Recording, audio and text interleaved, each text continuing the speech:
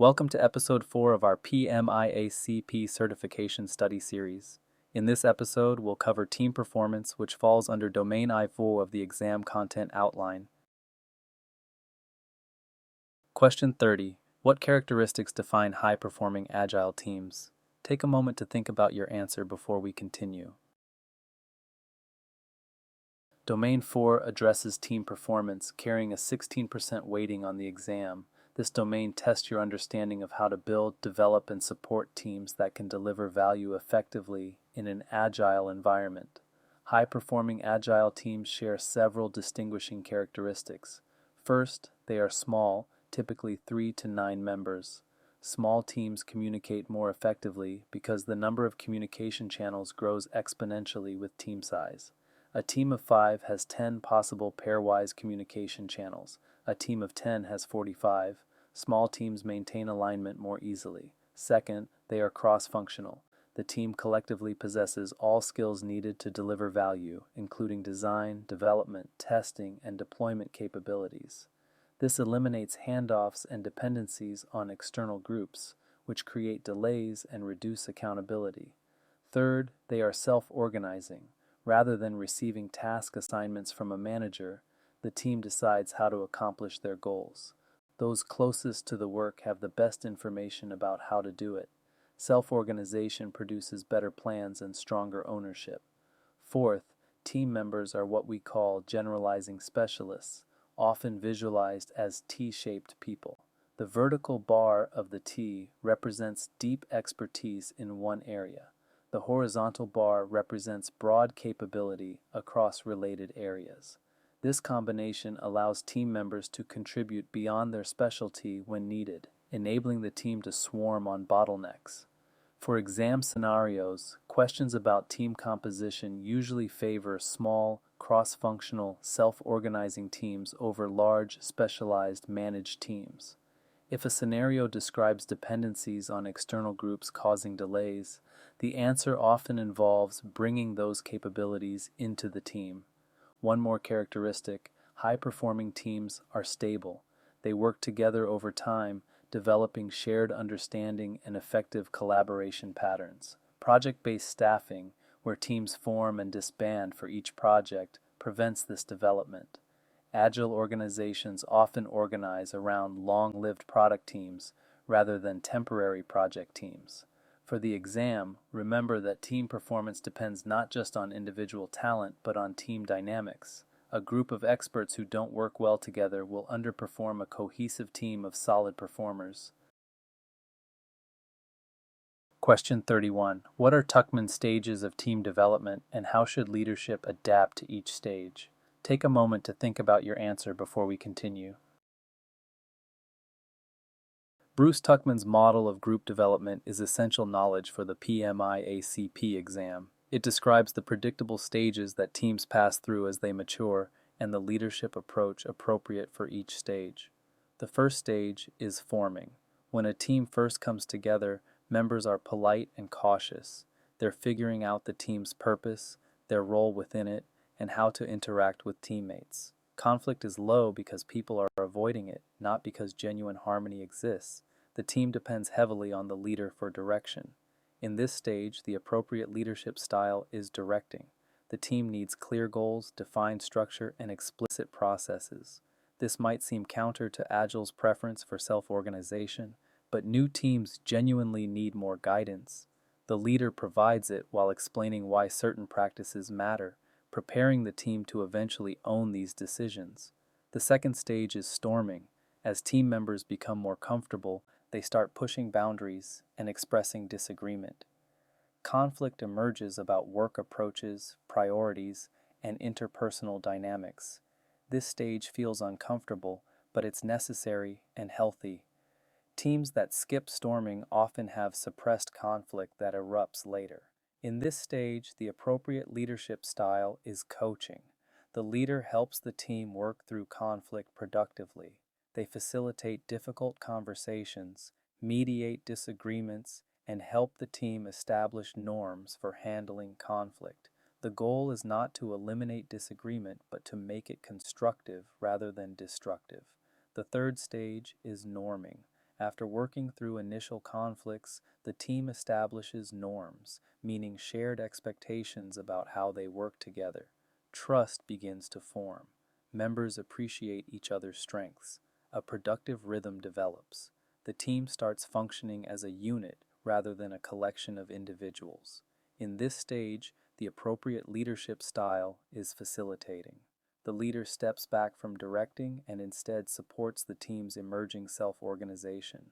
They remove obstacles, facilitate discussions when asked, and encourage collaboration. The team increasingly owns decisions that the leader previously made. The fourth stage is performing. At this stage, the team operates with high synergy. Roles become fluid as members contribute wherever needed. The team self-organizes effectively, resolving issues without external intervention. Creativity and productivity peak. This is where teams deliver their best work. In this stage, the appropriate leadership style is delegating. The leader trusts the team completely and focuses on removing external impediments rather than internal facilitation. They ask, "What do you need from me?" rather than telling the team what to do. This is servant leadership in its fullest expression. The fifth stage is adjourning, added later by Tuckman. When a team's work concludes, members separate. This can cause anxiety, especially for long-standing teams. Proper closure matters. In this stage, the appropriate leadership style emphasizes celebration, acknowledge accomplishments, capture lessons learned, give members space to process the transition, help people carry positive experiences into their next teams.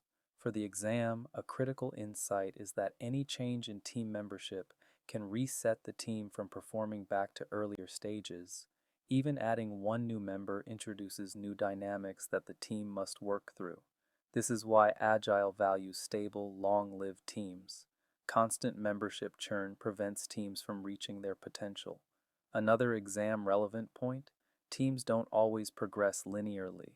They might regress under stress when facing new challenges or when membership changes. The leader must recognize which stage the team is in and adjust their style accordingly. Question 32. What are the Shu-Ha-Ri and Dreyfus models of skill acquisition? Take a moment to think about your answer before we continue. Agile mastery follows predictable patterns described by models from different traditions. Understanding these models helps you know how to support practitioners at different skill levels. Shu-Ha-Ri comes from Japanese martial arts and describes 3 stages of mastery. Shu means to follow or obey. At this stage, the student follows the rules precisely without modification. They learn forms, practice techniques exactly as taught, and don't deviate. In Agile terms, a team at Shu follows the Scrum Guide exactly. They hold all prescribed events, maintain all artifacts, and respect all rules. They might not understand why every element matters, but they trust the framework and practice it faithfully. Ha means to break or detach. At this stage, the student understands the principles behind the rules well enough to break them thoughtfully. They know when the standard approach doesn't fit and can adapt accordingly. In Agile terms, a team at Ha might modify their retrospective format, adjust sprint length, or blend practices from different frameworks. They're not abandoning discipline, they're applying deeper understanding. Rai means to transcend or separate. At this stage, the student has fully internalized the principles. They no longer need rules because right action is intuitive. They might create new techniques that others will follow at the Shu stage. In Agile terms, a team at Ri develops their own methodology perfectly suited to their context. Their practices might not look like any textbook framework, yet they embody Agile values completely. For the exam, this model helps answer questions about how strictly to follow frameworks. New teams, in the Shu stage, should follow practices precisely to learn the discipline.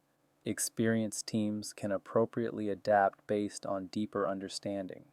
The error is adapting too early, before understanding why practices exist, or refusing to adapt when you've outgrown the standard approach.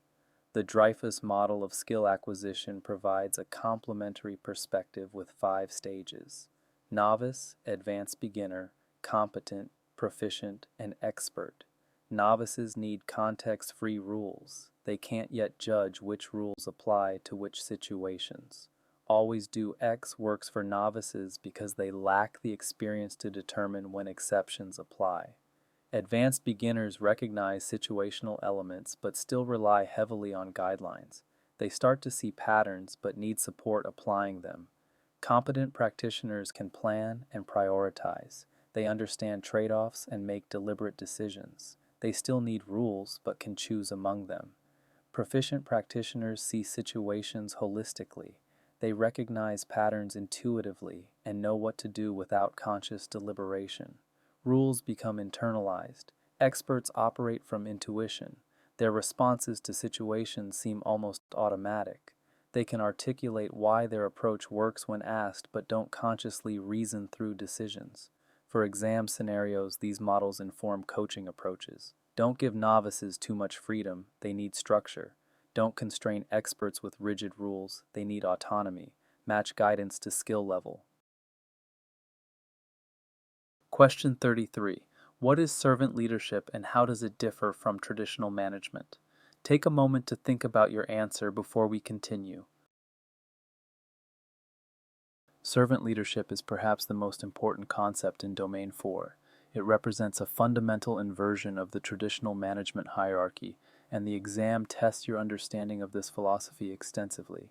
In traditional management, the hierarchy flows downward. Executives set strategy, managers assign work, and workers execute. The manager's role is to plan, direct, and control. Workers are accountable to managers for their performance. Servant leadership flips this model.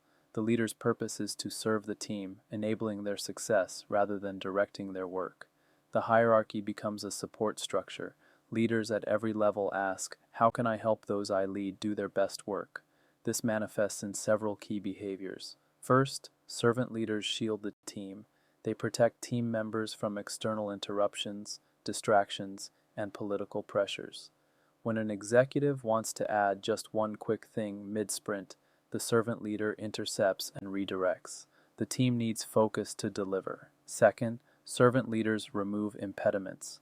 When the team encounters obstacles, whether technical problems, resource constraints, or organizational barriers, the servant leader works to clear them. They might escalate to management, negotiate with other departments, procure necessary tools, or facilitate difficult conversations. Third, servant leaders carry food and water, metaphorically speaking. They ensure the team has what they need: training, equipment, information, and a supportive environment. They don't wait to be asked. They proactively identify and address needs. Fourth, servant leaders develop people. They coach team members toward greater capability, provide opportunities for growth, and support career development. The team's success matters, but so does each individual's development. Fifth, servant leaders persuade rather than command. They influence through explanation, inspiration, and facilitation rather than authority. They ask questions that help the team discover answers rather than providing directives. For exam scenarios, servant leadership is almost always the correct approach. If an answer option involves commanding, assigning, or closely supervising, it's probably wrong. If an answer involves facilitating, supporting, enabling, or protecting, it's probably right. Here's a concrete example. A team is struggling to meet a deadline. The traditional manager might increase oversight, require daily status reports, or apply pressure. The servant leader asks different questions. What's blocking progress? What do you need from me? Are the expectations realistic? They might negotiate scope, acquire additional resources, or shield the team from unrealistic demands. The Scrum Master role embodies servant leadership for Agile teams. They don't manage the team, don't assign work, and don't make decisions that belong to the team. They facilitate, coach, protect, and remove impediments. Their success is measured by the team's success, not by their personal accomplishments. For the exam, one common trap is confusing servant leadership with passive leadership. Servant leaders are not doormats. They actively protect team boundaries, confront organizational dysfunction, and hold people accountable. They simply do so in service of the team rather than in service of their own authority. Question 34. How should Agile teams approach conflict resolution? Take a moment to think about your answer before we continue. Conflict is natural and necessary in teams. Without conflict, teams don't surface disagreements, challenge assumptions, or push toward better solutions. The goal isn't to eliminate conflict, but to make it constructive rather than destructive. Speedley's identified 5 levels of conflict, each requiring different responses. Level 1 is problem to solve. This is healthy, constructive conflict focused on issues rather than people. Team members disagree about technical approaches or priorities but work collaboratively toward resolution. No intervention is typically needed. The team is functioning well. Level 2 is disagreement. Self-protection enters the picture. Language becomes more guarded. People worry about being blamed. The focus is still on issues, but personal stakes complicate the discussion. Leaders should facilitate to ensure all perspectives are heard and the conversation stays productive. Level 3 is contest. Winning becomes more important than solving the problem. Factions form. People distort their positions to gain advantage. The conflict has become personal. Leaders must actively intervene, perhaps separating the parties, establishing ground rules, and refocusing on shared goals. Level 4 is crusade. The conflict becomes ideological. They are not just wrong, they're bad. Collaboration seems impossible. People are more invested in defeating the other side than achieving team goals. Professional mediation may be necessary. Level 5 is World War. The goal is to destroy the other side. This level rarely occurs in workplace settings, but when it does, separation of the parties is essential. For exam scenarios, early-level conflicts require facilitation, while later-level conflicts require intervention. Recognizing which level you're facing determines the appropriate response. The exam also tests understanding of conflict resolution strategies. The Thomas Kilmann model identifies 5 approaches. Collaborate or win-win is the Agile ideal. Both parties work together to find a solution that satisfies everyone. This takes time but produces durable results with strong buy-in. Compromise, sometimes called lose-lose, means both parties give up something. Nobody gets exactly what they want, but the conflict ends. This is faster than collaboration but may leave residual dissatisfaction. Accommodate or smooth means one party yields to the other. This maintains relationships but doesn't address underlying issues. It's appropriate for minor conflicts or when one party has genuinely less stake. Compete or force means using authority to impose a solution. One party wins, the other loses. This is fast but damages relationships and ownership. Use it only when quick decisions are critical and collaboration isn't possible. Avoid or withdraw means stepping back from the conflict entirely. Sometimes conflicts resolve themselves or become irrelevant, but avoiding important conflicts lets them fester. For the exam, collaboration is almost always the preferred approach. Answers that involve competing, forcing, or avoiding are usually wrong except in specific circumstances like emergencies or genuinely trivial matters.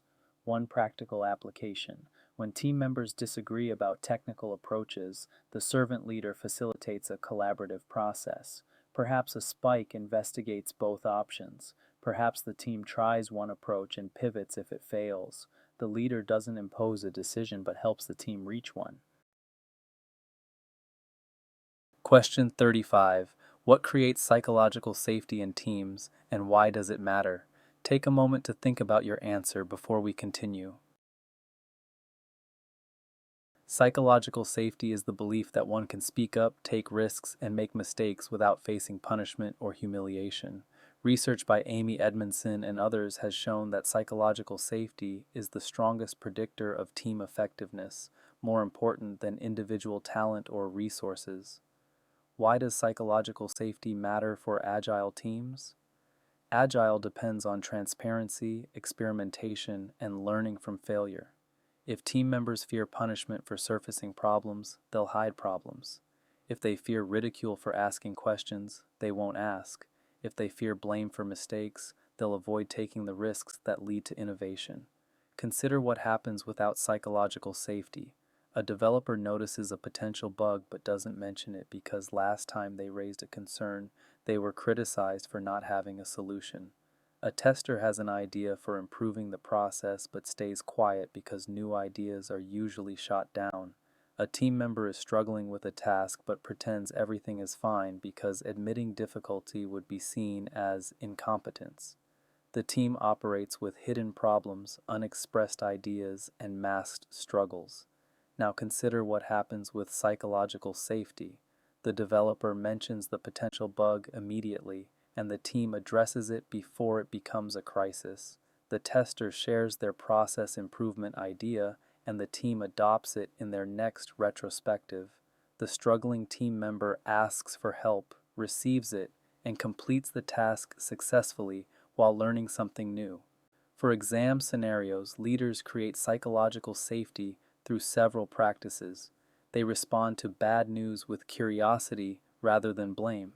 When something goes wrong, they ask, "What can we learn?"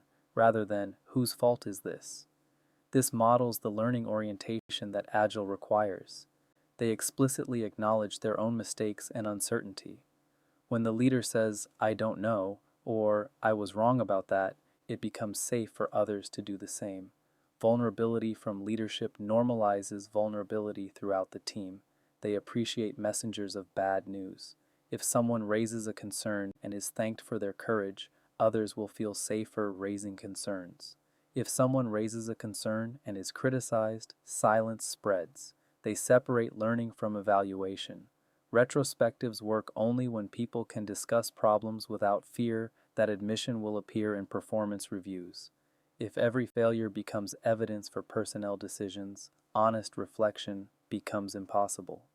The prime directive, often used to open retrospectives, explicitly creates psychological safety. It states, "Regardless of what we discover, we understand and truly believe that everyone did the best job they could given what they knew at the time, their skills and abilities, the resources available, and the situation at hand." This framing removes blame and opens space for honest examination. For the exam, if a scenario describes a team that isn't surfacing problems, isn't experimenting, or isn't learning from mistakes, insufficient psychological safety is likely the root cause. Solutions involve leadership behavior change rather than process changes.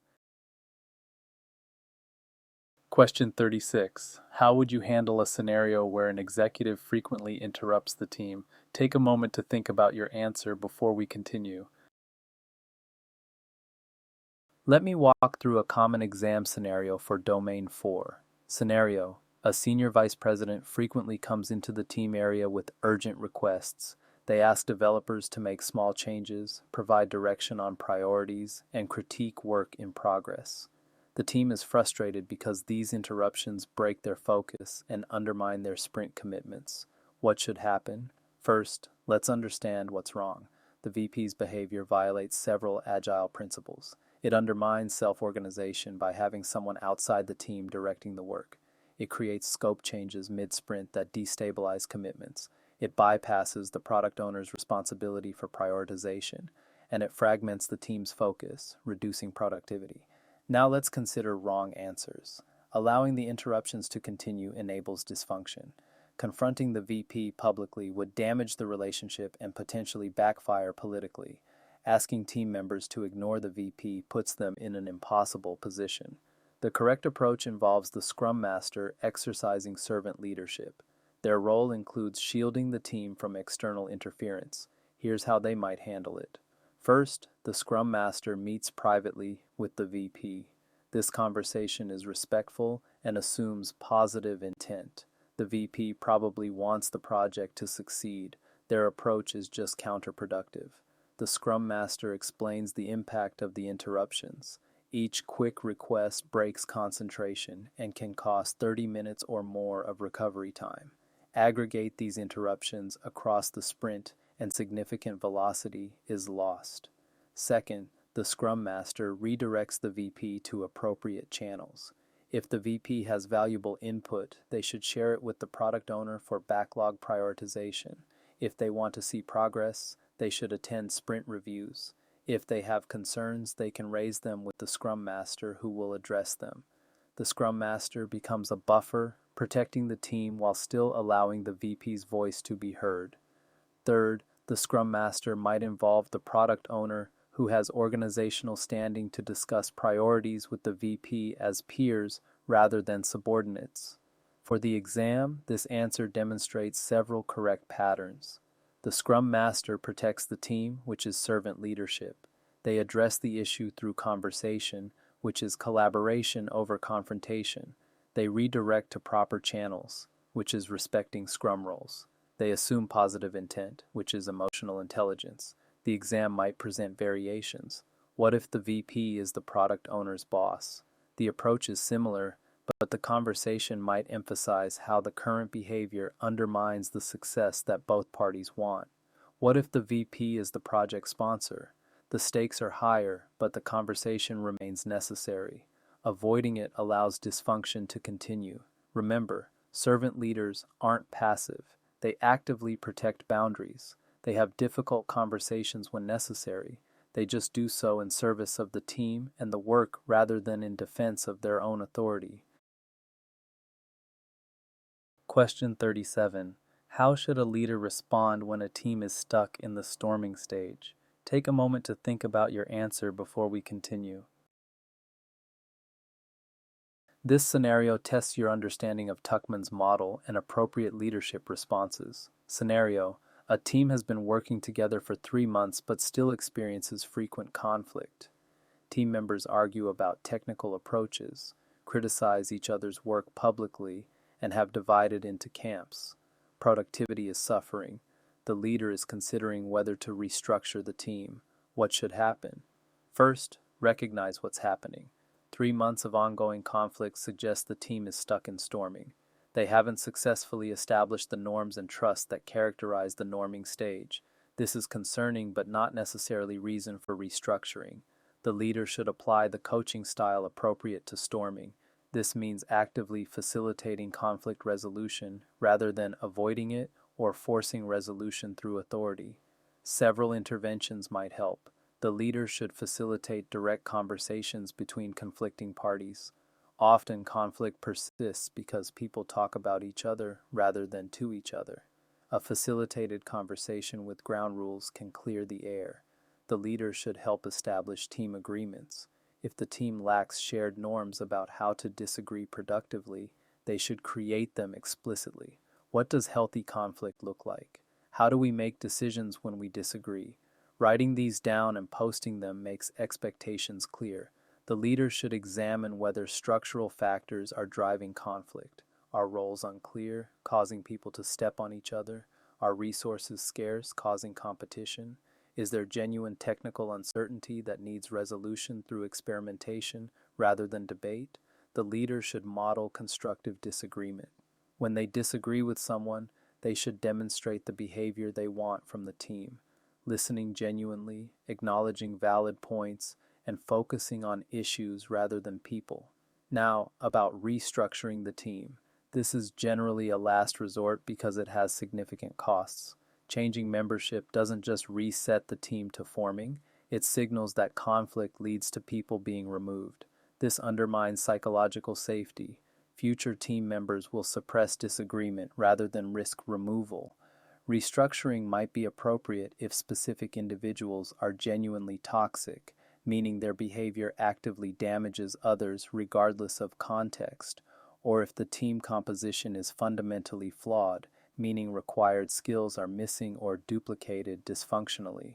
But normal storming, even prolonged storming, is not toxic. It's a development stage that needs coaching, not surgery.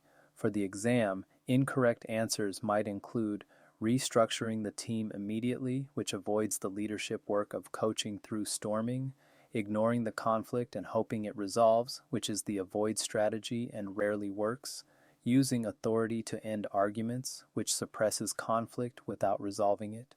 The correct answer involves active coaching, facilitating conversations, establishing norms, examining root causes, and modeling constructive disagreement. The leader earns the team's progression to norming through skilled facilitation, not by avoiding the work of storming. Question 38.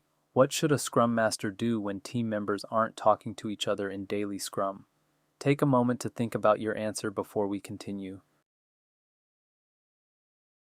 This scenario tests understanding of the daily Scrum's purpose and the Scrum Master's coaching role. Scenario: during the daily Scrum, team members report their status to the Scrum Master rather than talking to each other. They face the Scrum Master, recite what they did yesterday and will do today, and wait for the next person to do the same. There's no dialogue between team members. This is a common anti-pattern. The daily Scrum has become a status report to management rather than a synchronization among team members. The format might look right, but the purpose is missed. The correct understanding is that the daily Scrum is for the team. Its purpose is for developers to inspect progress toward the sprint goal and adapt the sprint backlog as needed. This requires team members to talk to each other. I'm blocked on the APY. Can anyone help? I finished the component you need for your work.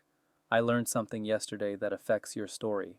The wrong answer is for the Scrum Master to accept this status report format. Even if they dutifully take notes and track progress, they're reinforcing a dysfunctional pattern. Another wrong answer is for the Scrum Master to leave the meeting entirely. While some teams might benefit from the Scrum Master stepping out temporarily to break the dependency, abruptly leaving an immature team could cause confusion. The correct answer involves coaching.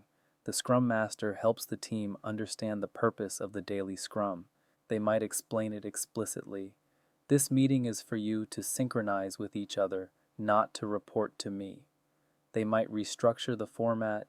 Instead of going around the room, let's focus on the sprint goal and discuss what's blocking progress. They might physically step back or position themselves outside the circle to change the dynamic. The coaching approach treats the team as capable adults who can improve once they understand the goal. It doesn't force behavior, but creates conditions for the right behavior to emerge. For exam scenarios, the Scrum Master's response to team dysfunction is almost always coaching and facilitation rather than directing or ignoring. They help the team understand what should happen and why, then support the team in getting there. That concludes episode 4. We covered 9 important concepts. Take time to review these questions and answers and practice applying these concepts to scenario-based questions. In the next episode, we'll continue exploring the PMI-ACP exam domains.